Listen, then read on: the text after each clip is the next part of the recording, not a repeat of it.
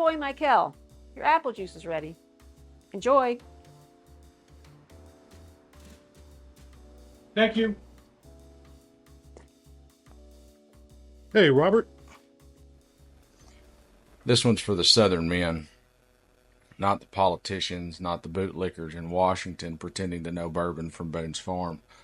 No, I'm talking to the good old boys, the poor but prouds, the ones who can bait a hook and throw a punch, the ones who cry at funerals and grin through pain and tip their hats even when the world spits in their face. The ones that sound like me and look like me and were raised like me, but somewhere out here on this long stretch of American decline, you've lost the damn map. What in the holy goddamn hell happened to you? Once upon a time, a Southern man was many things, some good, some bad, but almost always real. You could hear it in the callous vowels of his drawl and see it in the crack of his knuckles. He stood for something. He stood up even when the wind blew hard against him. He didn't need a flag the size of a billboard or a Facebook profile soaked in eagles and assault rifles to prove he loved his home. He just lived it, quietly and fiercely, with a bite and a laugh. And now your heroes are Donald Trump Jr., a taxidermed mannequin in a vast pro-vest, and Eric Trump, a human gaff, J.D. Vance, who sells Appalachian grit like it's a can of soup, and Tom Cotton, a poster boy for robotic boot polishers. These are your Marlboro men? These aren't Southern men. They aren't even men in the sense my grandfather meant it. They're simpering little power fetishists and tailored camouflage, chugging masculinity supplements and playing Patriot on sound stages built by Wall Street. If these boys walked into the Queen of Clubs in Helena, Arkansas, they wouldn't make it past the jukebox. My granddaddy would have squinted at them, growled, and then beat the ever-living dog shit out of them just out of instinct. He bar fought like it was a second job, and not because he was proud of it necessarily. He actually rarely spoke of it. But because where we come from, there's a language older than words. And sometimes in a world full of liars and leeches, a fist is just shorthand for don't tread on me. He didn't fight for ego. He fought to defend the sacred ground between the front porch and the bar stool. And if you walked in greasy, smug, and full of yourself, the kind of man who'd lie to the waitress and kick a dog, he made sure you left different than you arrived. Donald Trump is just a New York greaseball with hands softer than an overripe peach and a mouth that runs like it's late to a poker game. His sons are worse. Soulless little guys dipped in deer piss and bravado. Junior, with his desperate little beard and his safari outfit, looks like a guy who tries to start fights at Little League games and calls security if it gets sideways. Eric, God bless him, is the kind of guy you'd hand a hammer and spend the next hour and a half watching him try to unscrew a nail. They're not men. They're just hair-gelled cartoons playing lumberjack. They don't work. They don't serve. They don't sacrifice. They don't build or fix or do a goddamn thing but inherit money and lie about it. And yet somehow these are the new standard by which manhood is measured. My God, how far we've fallen. They exhibit nothing, not one thing that we were raised to believe makes a man. Not courage, not humility, not grit, not loyalty, not strength of heart, or spine, or word. They sweat when it's humid, they pout when it's hard, and they run when it's dangerous. They wouldn't last 5 minutes under a tractor. They wouldn't know how to change their own oil. But don't get me wrong, I'm not saying violence is a virtue or that bar fights make a man. I don't think manhood is some holy grail to be earned through broken noses. That's cheap thinking. That's the kind of thinking they sell now. Packaged rage, televised chest beating, a bunch of cosplay cowboys co-signing each other's insecurities on cable news. Manliness isn't in your fist or your flag decals. It's in the quiet things, the hard things, the true things. And these boys you worship now wouldn't last 5 minutes in the world you walk through daily. The part that turns my stomach is this. A Southern man, a real one, wouldn't stand for how these clowns behave in public, not toward his wife, not toward his daughters, not toward his children or anyone else's for that matter. He damn sure wouldn't let some orange-tinted loudmouth mock a disabled person or insult a widow, brag about assault, or spit bile at working folks just trying to get by. His mother would have slapped his mouth clean off for half the things these men say, and his grandmother wouldn't even have wasted her breath. We were raised by steel and iron women in church dresses who carried casseroles in one hand and consequences in the other, and now you fly flags with a man's name on them. You worship him like a savior, and you can say you voted for the lesser of two evils if you want, and maybe you did, but when you defend him, when you excuse him, when you wave his banner like it's a Stars and Stripes reborn, you're not just complicit, you've already sold your soul.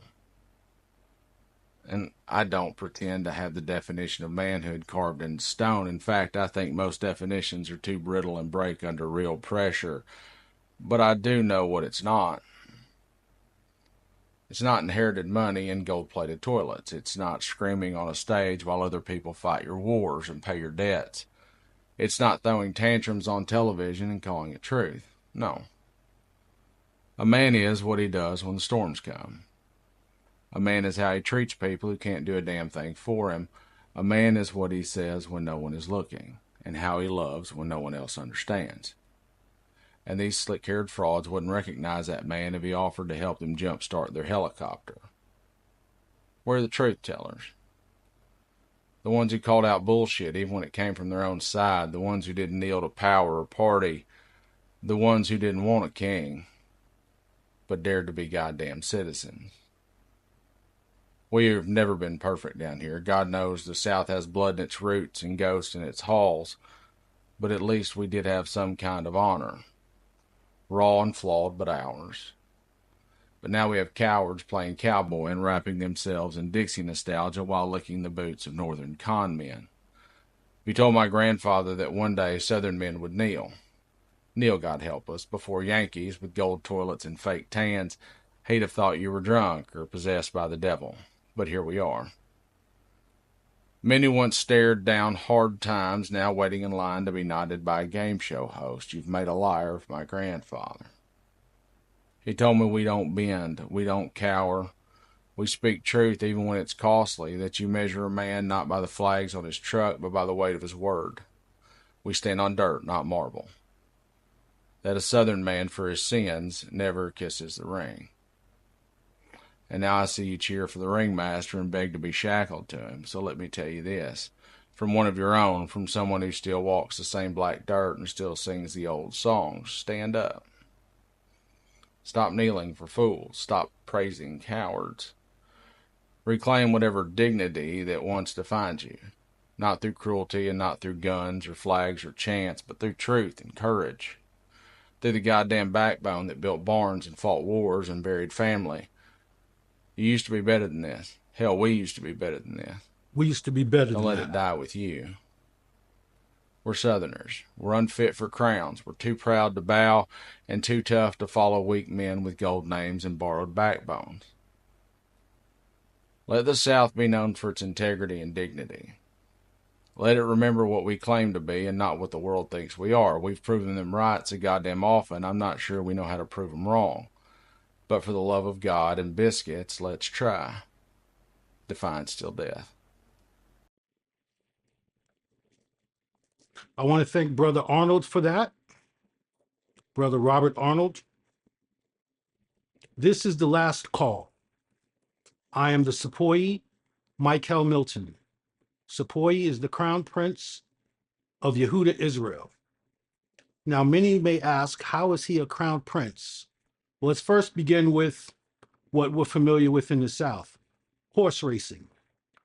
Horse owners, whether they are breeding horses or whether they are showing horses, they were meticulous in keeping track of their horses' bloodlines.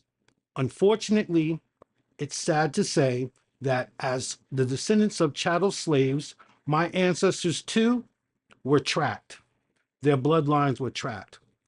But in 2025, we have understood who we are. We are the descendants of Abraham, Isaac, and Jacob, brought over to the Americas, not because the Europeans came over and conquered Africa, but because my people broke the covenant.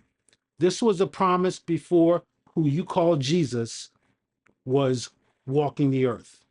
This covenant between the Most High Elohim of Abraham, Isaac, and Jacob, this covenant is still in effect. And unfortunately, white Americans did not know who we were. Or let me be more specific. The middle class and working class white American community from 1776 till now did not know who we were. But just like we had to suffer 400 years of slavery because of our disobedience and breaking the laws, statutes, and commandments of the Most High YAHAWAH, we also were promised restoration. And our restoration began in 2019. As I said to you earlier, I am the crown prince of Yehudah, Israel. But getting back to what Brother Robert was talking about, let me show you a quote. I'm going to read it because I did not want to get this confused. It's by President Lyndon B. Johnson. He was 55 years old in 1963 when he became the president after John F. Kennedy was assassinated. President Lyndon B. Johnson once said, "If you can convince the lowest white man he's better than the best colored man, he won't notice you're picking his pocket. Hell, give him somebody to look down on, and he'll empty his pockets for you." For many years, the United States of America has played the descendants of Japheth, white Europeans, and some of the descendants of Shem, in this particular case, African Americans, whose real identity belongs to the house of Judah. They've been playing us against one another. And unfortunately, it worked. To their benefit, not to yours. Since the 1980s, the gap between the rich and the poor has increased exponentially. Because white Americans are the majority in this nation, that means that more of your money was removed from your pockets and given to the oligarchy.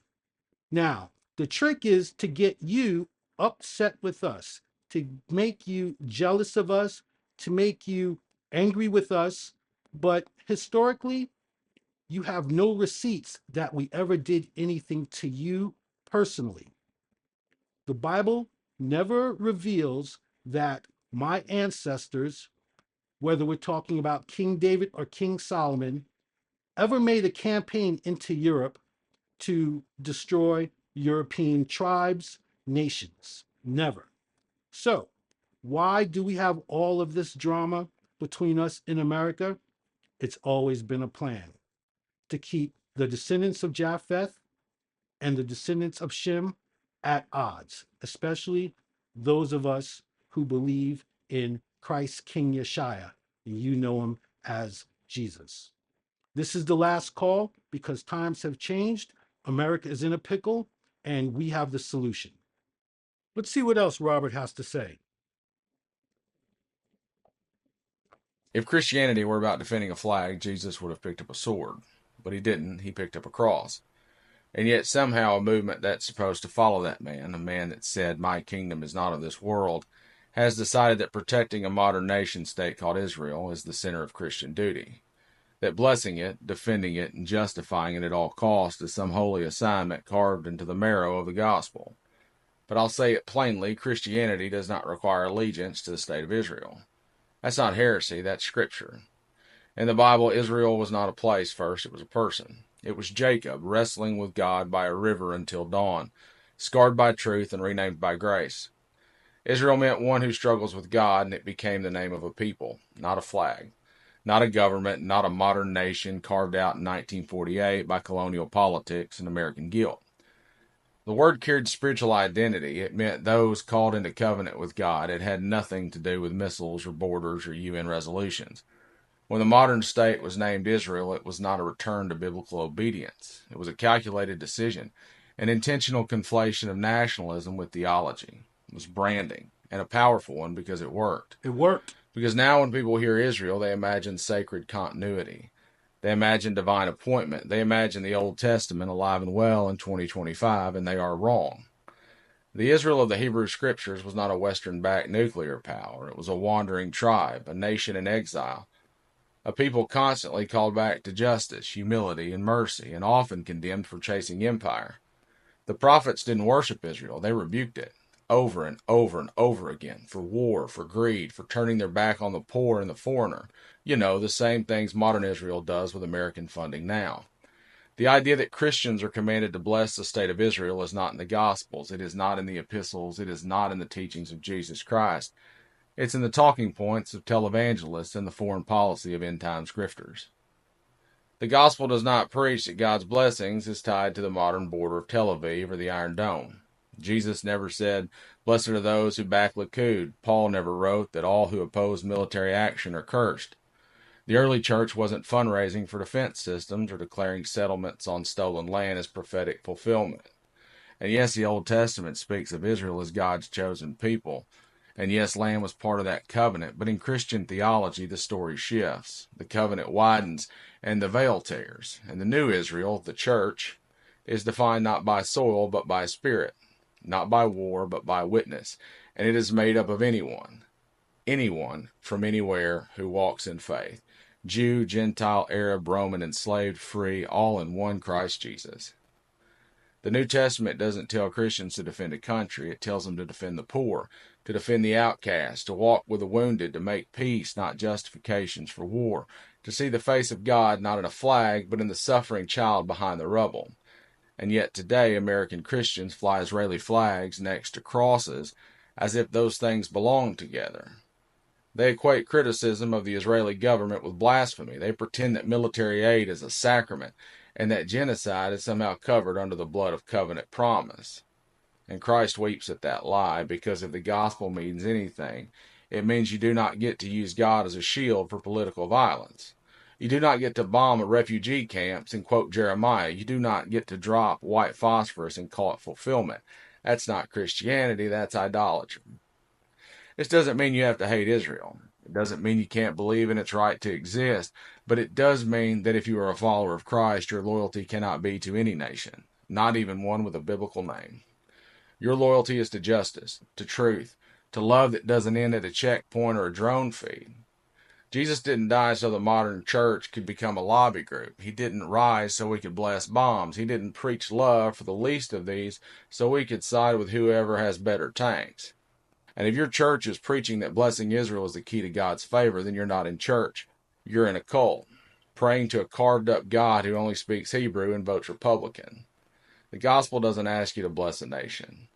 It does ask you to bless the peacemakers, to comfort the mourners, to defend the innocent, and reject violence dressed as virtue.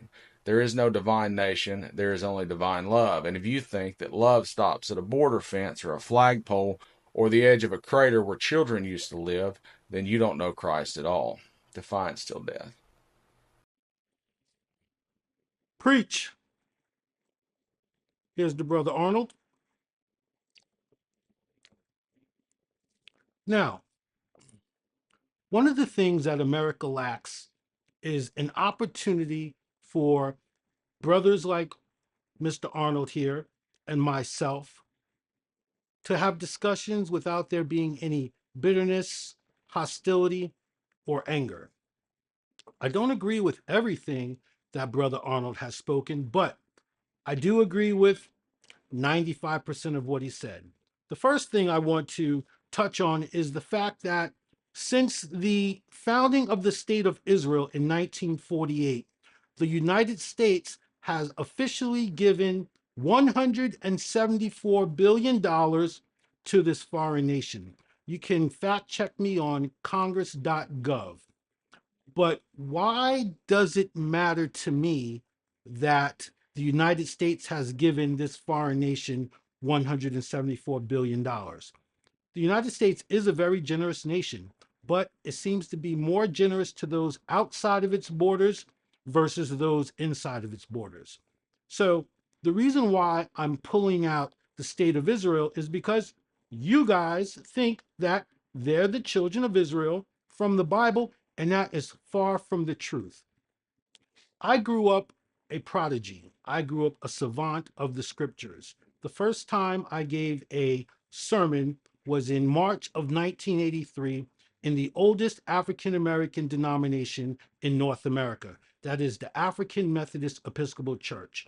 If you understand our culture, you'll understand that African American men who are sitting in power, just like American Caucasian men who are sitting in power, are not going to give up power easily. They're not going to give up authority easily. And to allow a young child to get behind a pulpit microphone and speak to a congregation, that young man must be anointed and must have been appointed by the Most High YAHAWAH and Christ King Yashiah. So, why is this important? It's because many of you are worshiping what we would call the Antichrist. If the Israelites, if David, Abraham, Isaac, and even Christ Yashiah look like me, then everything else that's presented as Christ Yashiah is false. We can say that, well, you know, he loves everyone. That's fact. But he came in the flesh, born to a particular family bloodline in a particular geographical location. So we must realize that his humanity is very much wrapped in what he did as the divine Son of the Most High Yahawah. So although my brother here is looking at the children of Israel and looking at a European image Christ as his Lord and Savior, although that is not absolutely correct, he is true. He is correct when he says this is a heart issue. I believed King Yashiah was a white man until I was 21, but that did not negate my gifts and talents that the Holy Spirit blossomed when I was a young child.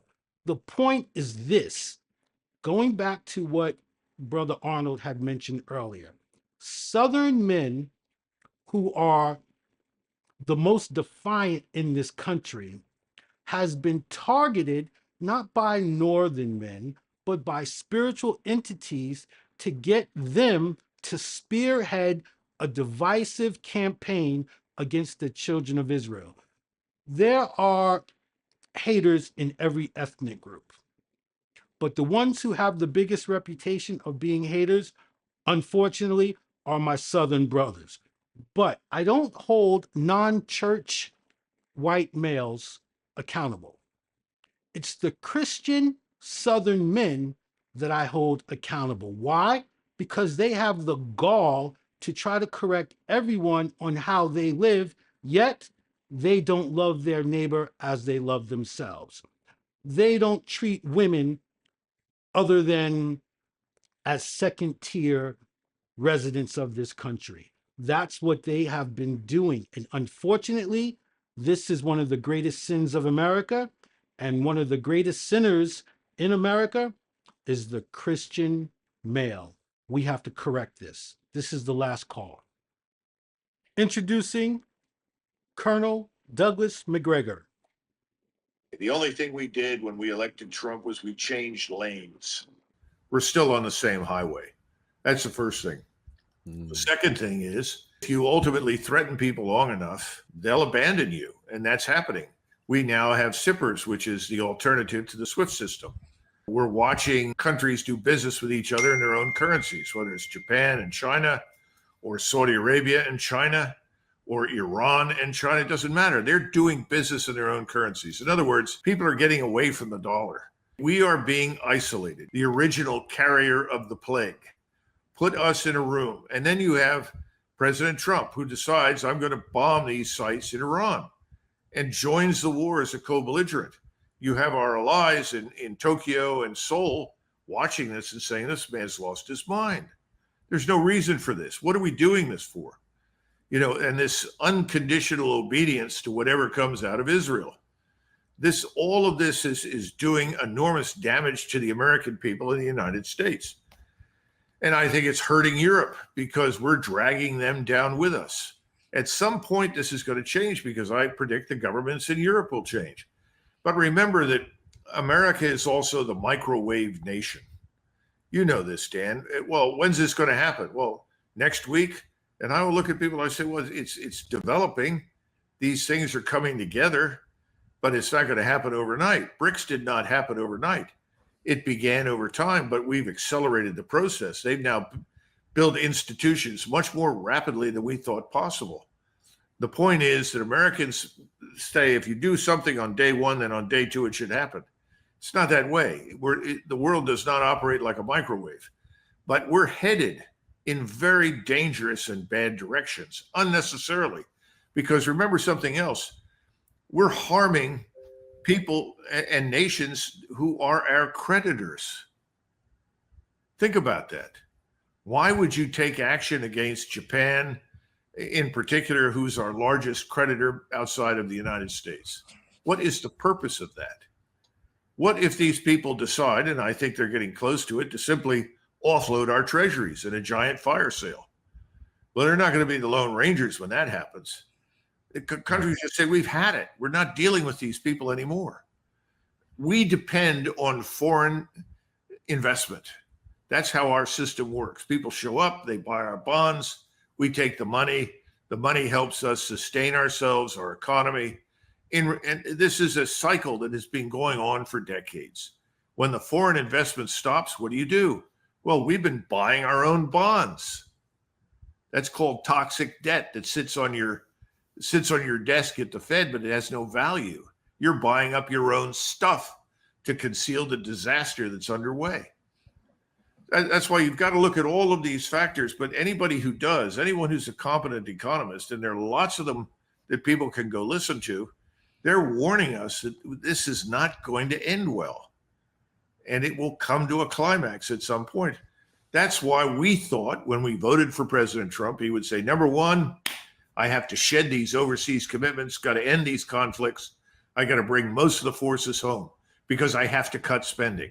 I have to show our creditors that we're serious about reducing spending. I mean, that's effectively what he said. And what have we got now? We've got more of the same. So people are now saying, well, write us off, write them off. These people are crazy. They've lost their minds. They're going to go over the cliff. We are going to go over the cliff. It's just, I thought the way you put that a while ago was really eye-opening and so accurate. With the current administration, we didn't change routes. We just changed lanes on the same route. And I think we're seeing that manifest out. That's the whole Biden-like thing with the Ukraine war. That's just another manifestation of it. But let me ask you something. I know that over the years you said several times that we don't need to be worried about China as an aggressive power that's going to invade us because they just want to do business. And do you see anything changing? And actually, a better way to put that, if you were put in charge right now and if Trump magically would just listen to you, what would you do instead of sending NATO out to get ready to fight China and Russia? What would be a better course of action? Well, remember, we are confronting Russia on Russia's doorstep. And from the very beginning, I and a few other people said that's strategically stupid. You know, why would the Russians and the Chinese pour into Mexico, raise Mexican forces and armies, put missile installations, and threaten us from Mexico? Because we could destroy them in Mexico. Mexico's on our doorstep. Our logistical problems are minimal. So when you talk about fighting China or fighting Russia, we're talking about going thousands of miles away from the United States. Heavy dependence on long lines of communication and logistics, you know, moving forces, moving supplies, munitions, and everything else. It's unrealistic nonsense. We can't win a war over Taiwan. First of all, we don't need to. And we should get out of that business entirely. That's back to the idea of, the Chinese are going to defend us or defend Cuba against us. Why?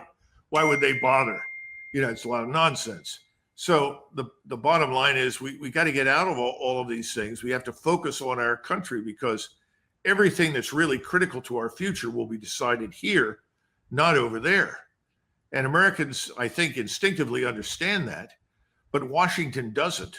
Washington thinks everything here is fine because most of the people in Washington live in a bubble. They don't live in the real world. They're not pressed hard. And unfortunately, the elites, the people who are billionaires or worth hundreds of millions of dollars. They're not being pressed by economic matters and financial concerns here in the United States, let alone criminality and illegal aliens. It's not a problem for them. It is a problem for the overwhelming majority of Americans who care about their country and are trying to make a life for themselves and their children. But the bottom line is that China, you want to deal with China. China right now, Chinese ownership of agricultural land in the United States. You know how much agricultural land the Chinese actually own? Less than 1% of our agricultural land. Now, if you don't like that, you know what you do? You pass a bill. And the bill says no foreign entity can own agricultural property in the United States. They can't own minerals. They can't own mines. Just pass the bill. And then they have to divest themselves. It's very simple. Secondly, if you don't like the fact, a lot of people don't, and I agree with them, that we have massive numbers of Chinese in our laboratories, at universities, well, then you need to have an executive order that says all the Chinese are going to leave and send them home. And at the same time, get control of your borders. Get control of the harbors, of the airports. We have no control over any of that. People pour in and out all the time. Now, somebody will say, well, we don't want to throw all the Chinese out. Well, that's fine. Then we can be discriminating. But my point is, there are ways to deal with this. The Vietnamese a few years ago threw all the Chinese out of Vietnam.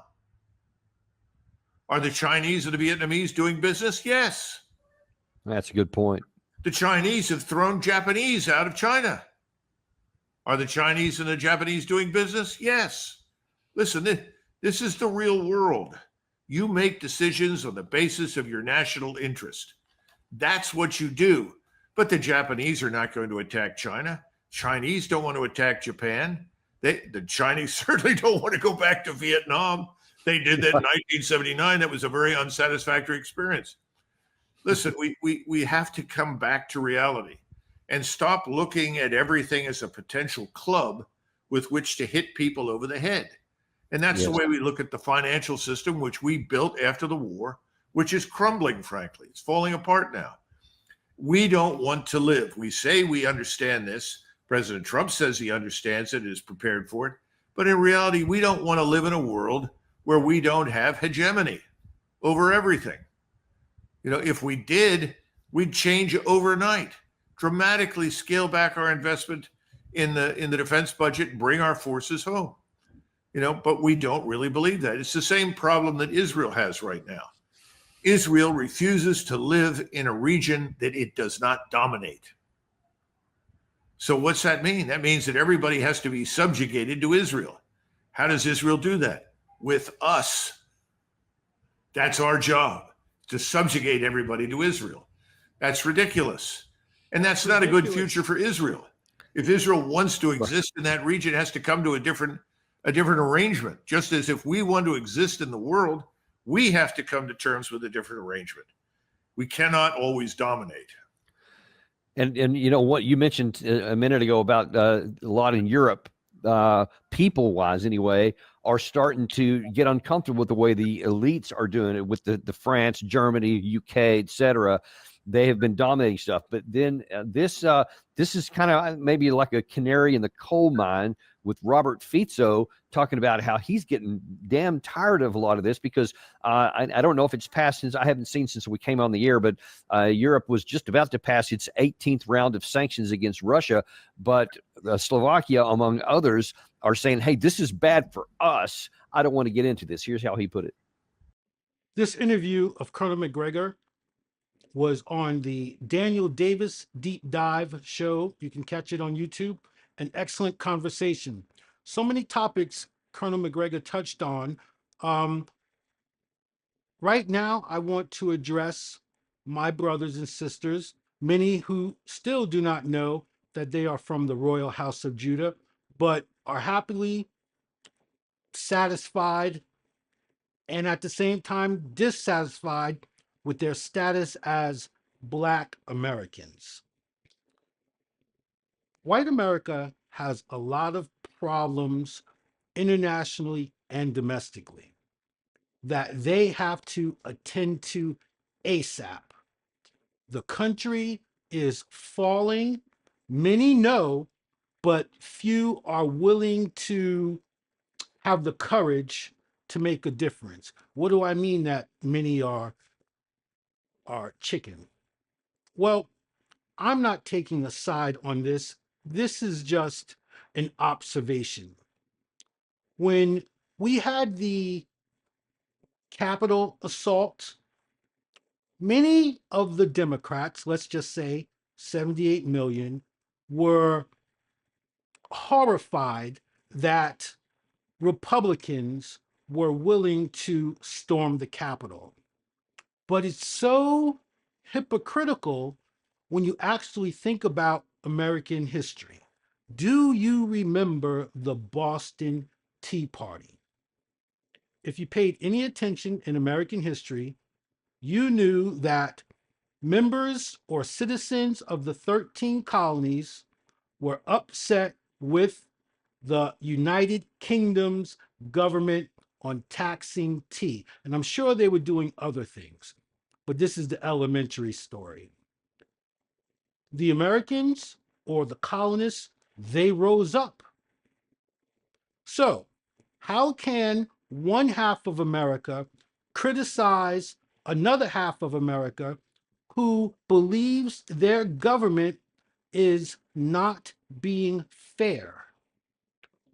Worse yet, when we have evidence that government spending is out of control.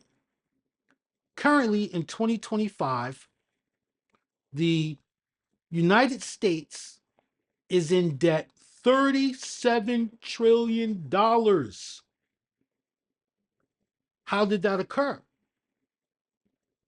The people that were voted into Washington, D.C. just spent other people's money with no care or no concern. We can say spent or we can say steal. It really doesn't matter. The $37 trillion debt is there. And as I was pointing out to my African American community of brothers and sisters, Caucasian people have to deal with this debt.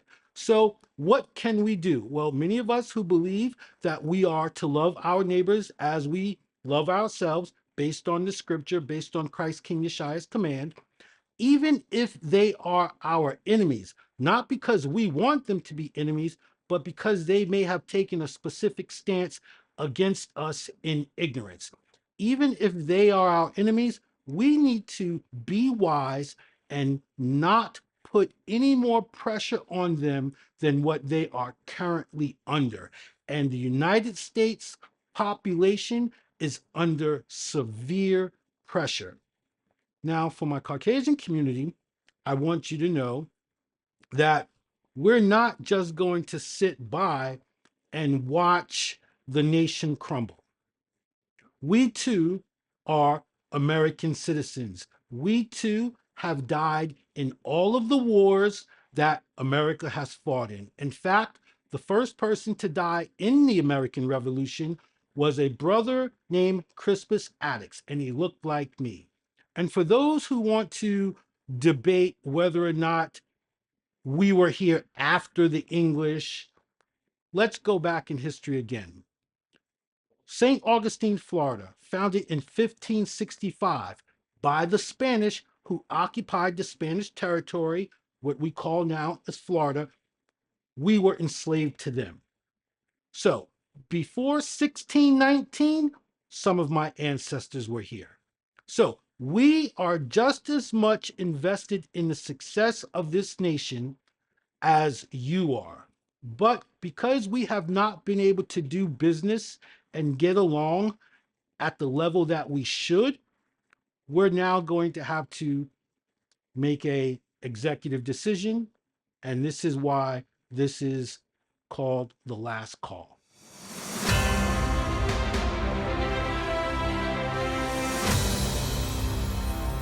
We are at Regina's West Side in Asheville, North Carolina.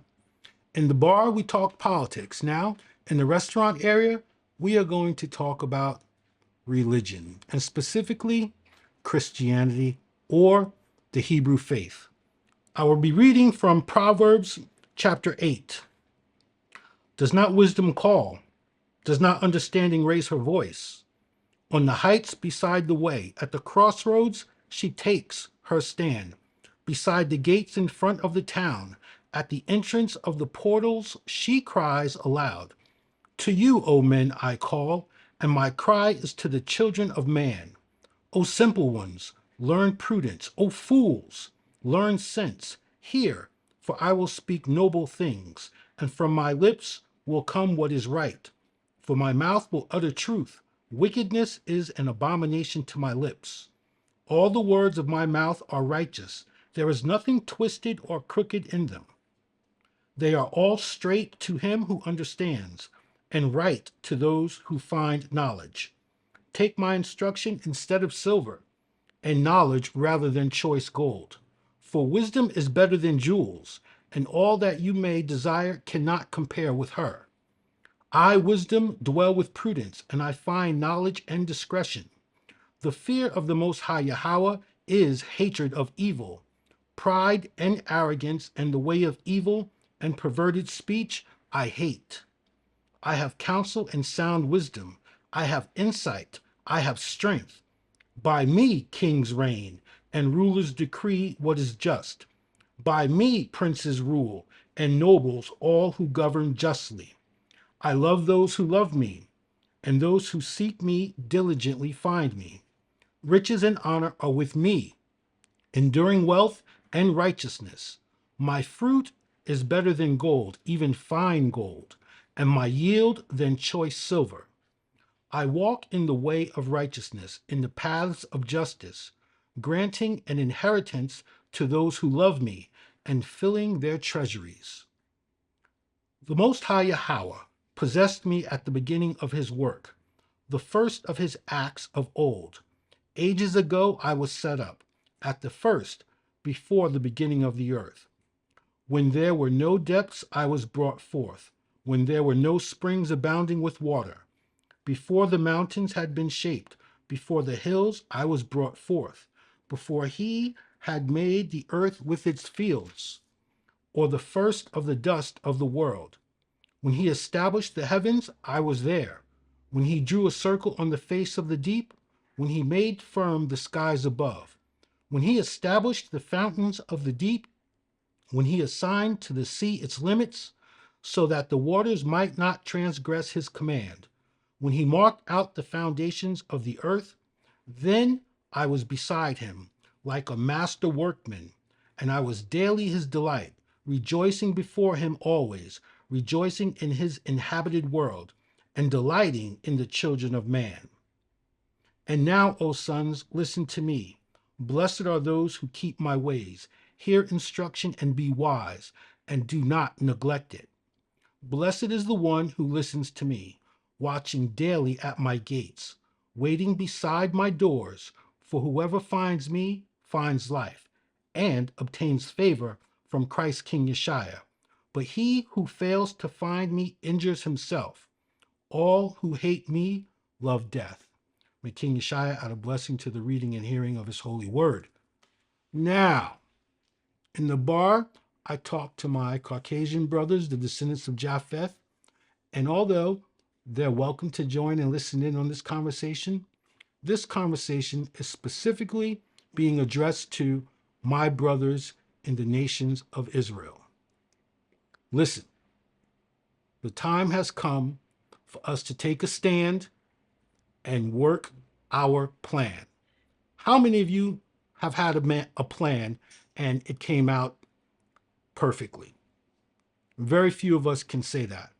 But since 1994, my team has been working on a plan to help the children of Israel, more specifically those of us first in the United States of America, the children of the house of Judah, change our situation, change our predicament. What's the problem? Well, the educational system, let's start there. Our children are falling behind at a ridiculously fast rate. Specifically, let's talk about the Washington, D.C. Baltimore, Maryland area. They're close to the capital, so that's where the most help and the most money should be, right?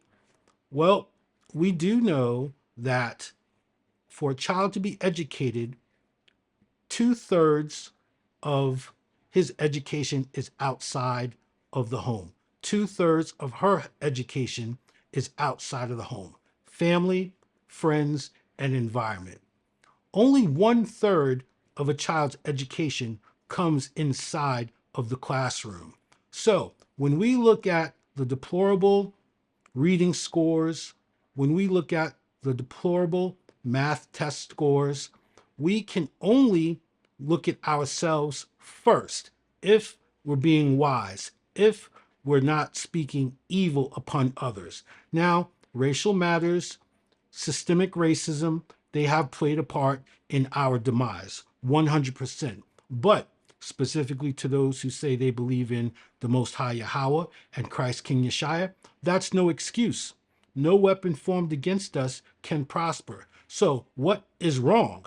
Well, I said I was talking about Christianity and religion. So going to the scriptures, Christ King Yashiah said that wolves and liars and deceivers will enter the congregation. Hence, our situation today. It doesn't matter if you're a Korean, Caucasian, African American, Israelite, African, Asian, Indian, you are not being told the truth. This is why Christianity is not producing great works, whether supernatural or whether human powered. So now that we're in 2025, now that the Million Man March is about to celebrate its 30th anniversary, we're going to execute this plan that I'm about to lay out. You will execute it or you will not. It's up to you, but there is no more blaming anyone for our present condition.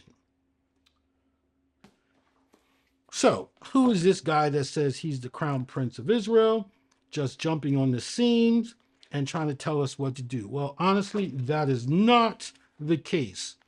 I've been hard at work since 1994, but this binder only shows records of what I've done since, I'll say, 2018. The main thing I'm going to show you right now is this. I don't know if any of you are familiar with Brexit. It is when the United Kingdom decided to leave the European Union. In 2016, there was a vote taken, and 52% of the United Kingdom citizens voted to exit the European Union. Peacefully, there are still business transactions going on, but they wanted to take control of their future, and we need to do the same. This right here is a decree of withdrawal. I sent this to, first and foremost, the International Court of Justice. Although the United States doesn't like to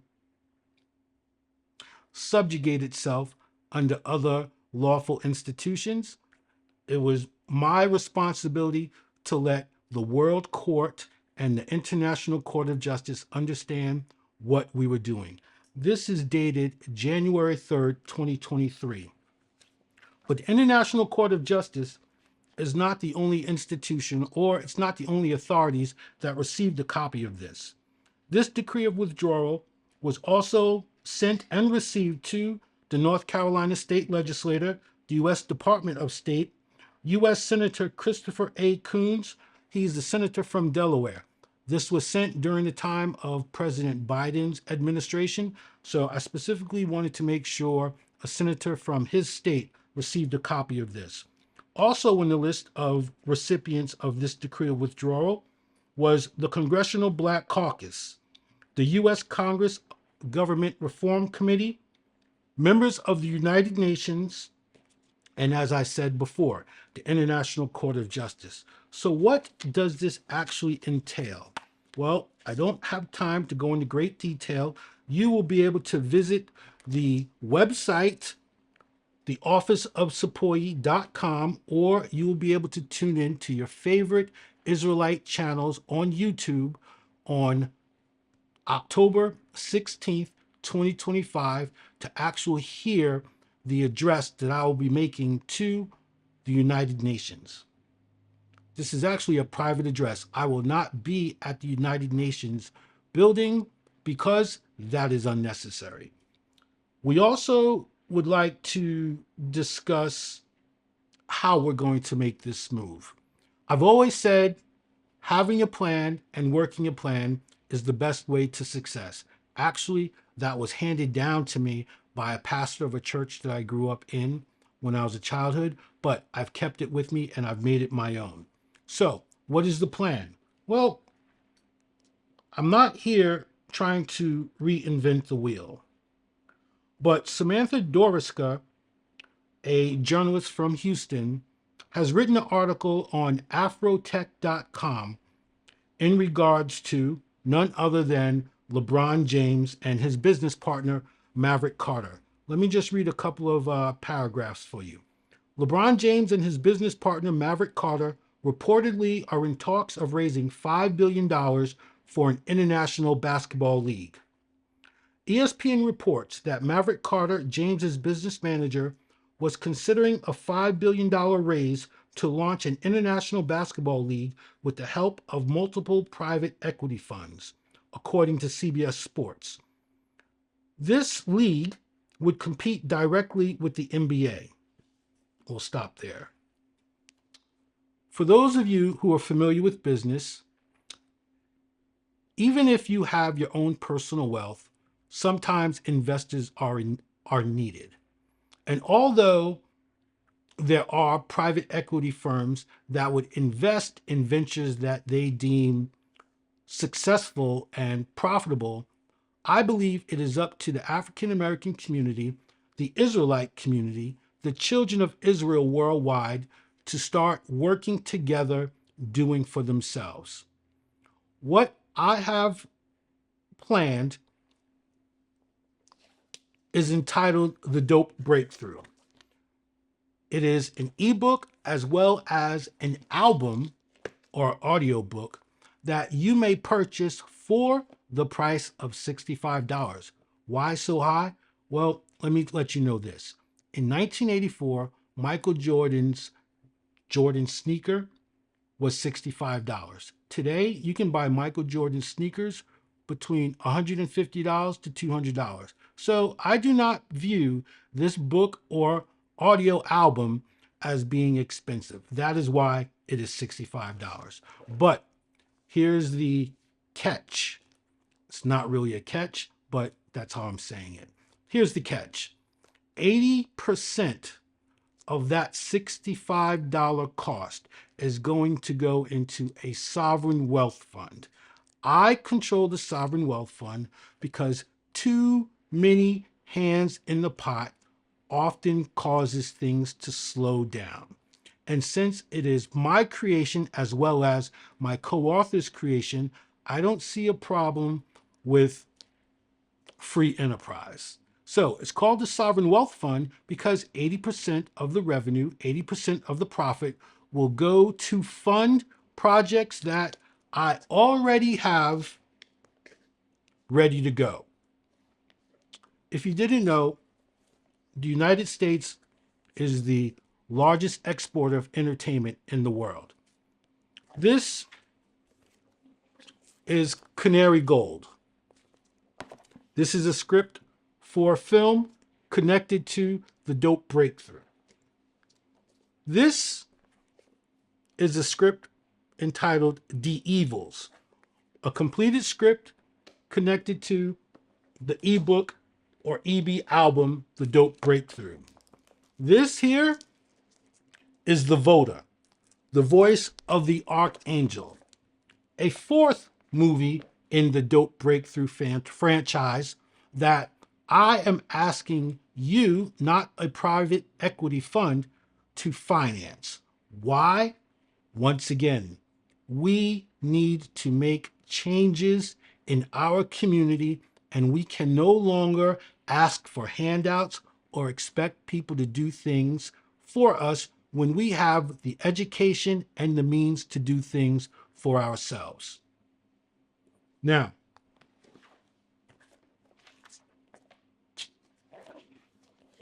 this right here is the audio album that I read in the studio, Icon Studio in Atlanta, Georgia. I'm showing you all of this because this is not a pie in the sky plan that I have. The plan is waiting for you. For the 30th anniversary of the Million Man March, we need to do more than march. We need to do more than point our finger at America's present and America's past mistakes that have hindered all communities. We may be on the top of the list, we may not be on the top of the list, but regardless of our position, we need to learn to do for ourselves. Our ancestors before the civil rights movement did it for themselves. So, what would I do with $5 billion? Great question. The first thing I would do with $5 billion is address the educational system where we are sorely falling behind. How would I address that? Would I pour more money into these physical schools? Absolutely not.